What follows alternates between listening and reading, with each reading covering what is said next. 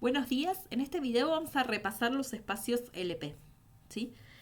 Que lo vamos a necesitar durante el curso. Si alguien no vio los espacios LP y esta es la primera vez que los escucha, le recomiendo complementar este video con el libro de Adams de espacios de Sobolev. En ese libro, cuando hablan de espacios LP, pueden encontrar todas las demostraciones que no aparecen en este video.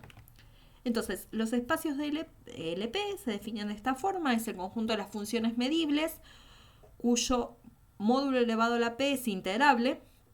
Esto vale para p entre 1 y infinito. ¿Sí? Para el caso de infinito, lo que son las funciones medibles cuyo supremo esencial está acotado. ¿Sí? Estos espacios tienen una norma, ¿sí?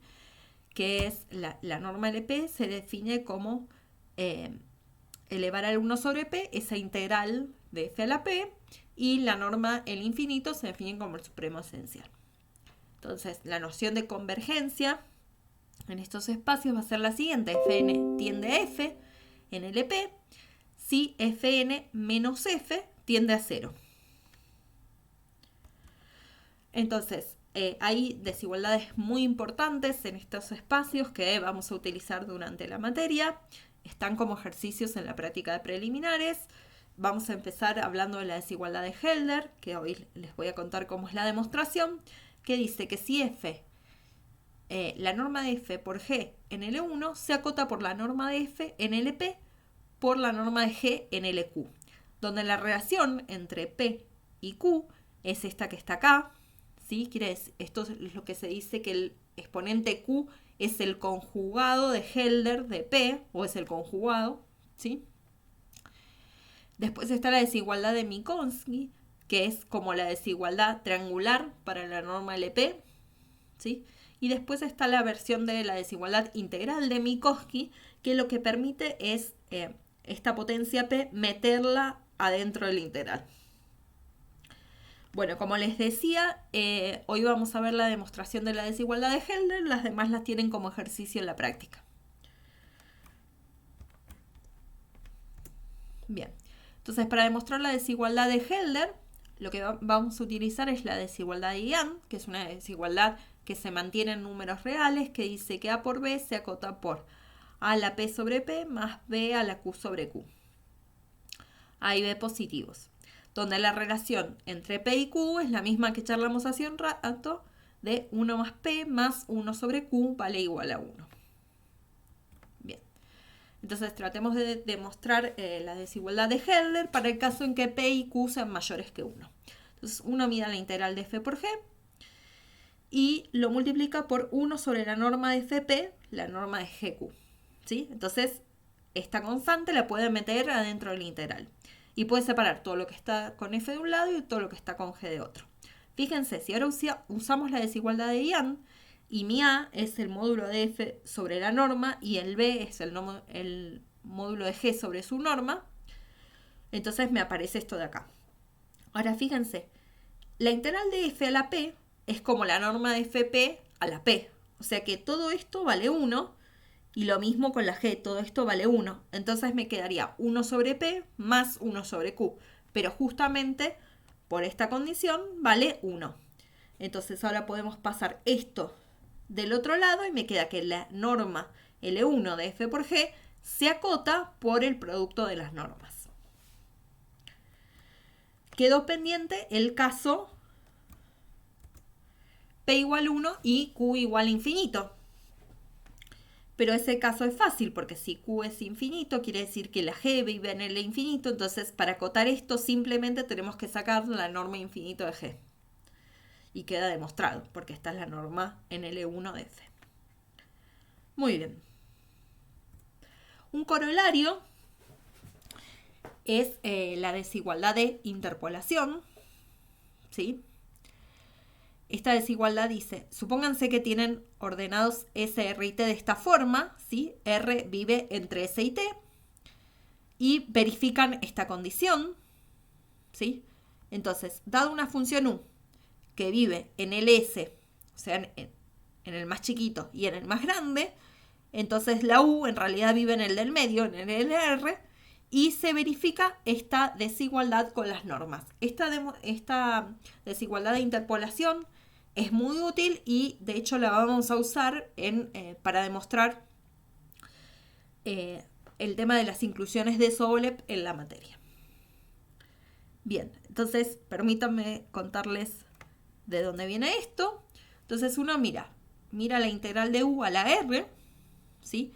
Fíjense que eso lo puede reescribir como la integral de la u a la r tita por r por 1 menos tita, ¿sí?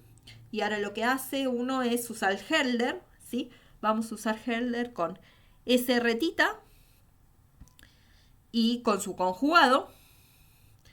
Pero fíjense que cuando uno hace Hölder con sr tita, el conjugado por esta relación de acá es como multiplicar todo por r, ¿sí?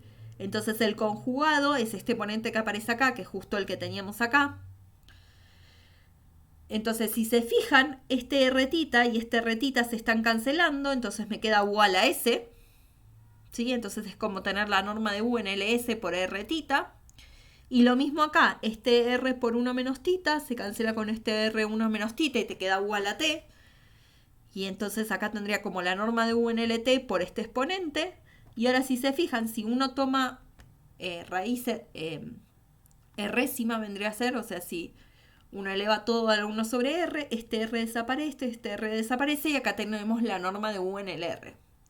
Entonces fíjense que esta desigualdad de interpolación, que es algo muy útil, se desprende claramente de la desigualdad de Hölder. Bien.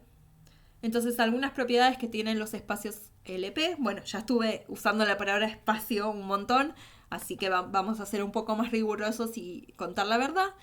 El SP es un espacio vectorial para el caso de P entre 1 e infinito, incluidos el 1 y el infinito, ¿sí? También es un espacio de Banach, ¿sí? Quiere decir que es un espacio completo, ¿sí?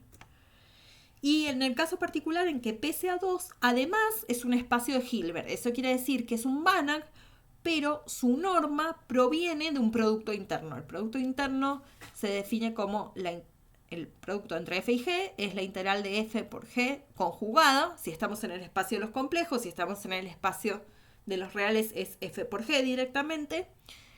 Y la norma sería la raíz de este producto interno.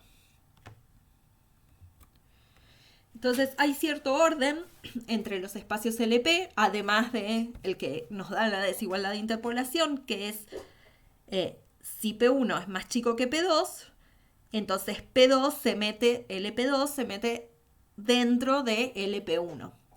Y esto también se demuestra fácil usando la desigualdad de Hölder.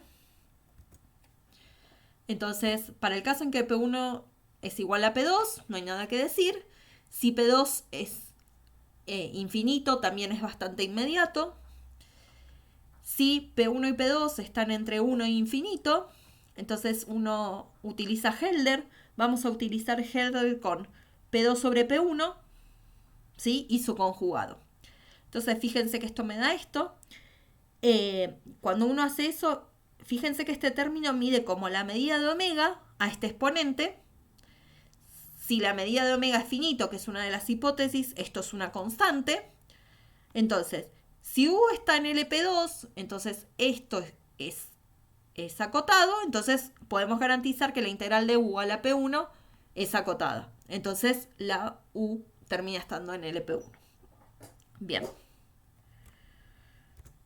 Más propiedades es las sucesiones de Cauchy en LP.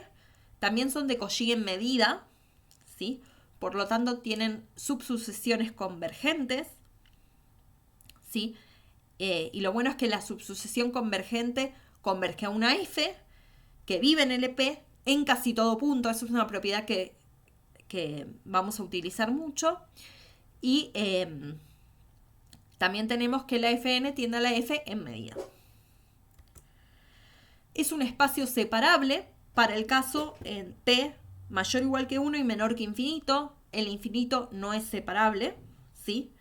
Y bueno, que que sea un espacio separable quiere decir que admita un denso numerable, ¿no? Entonces uno le da para pensar de, bueno, ¿qué espacios son densos en LP? Entonces las funciones densas en LP de Rn son primero que nada las simples, después las funciones continuas con soporte compacto y por último la frutilla del postre, que tienen como ejercicio esto en la práctica de preliminares, las funciones C infinito de soporte compacto. Y por último, LP es un espacio reflexivo. Para el caso de P entre 1 e infinito hay que excluir el L1 y el L infinito. No voy a incluir la demostración de todos estos teoremas porque nos demoraría mucho en el curso, pero bueno, si los vieron, saben de qué estoy hablando. Si no los vieron nunca, les conviene leerlo, están más o menos en cualquier libro. Recomiendo el libro de Adams, que está bastante claro.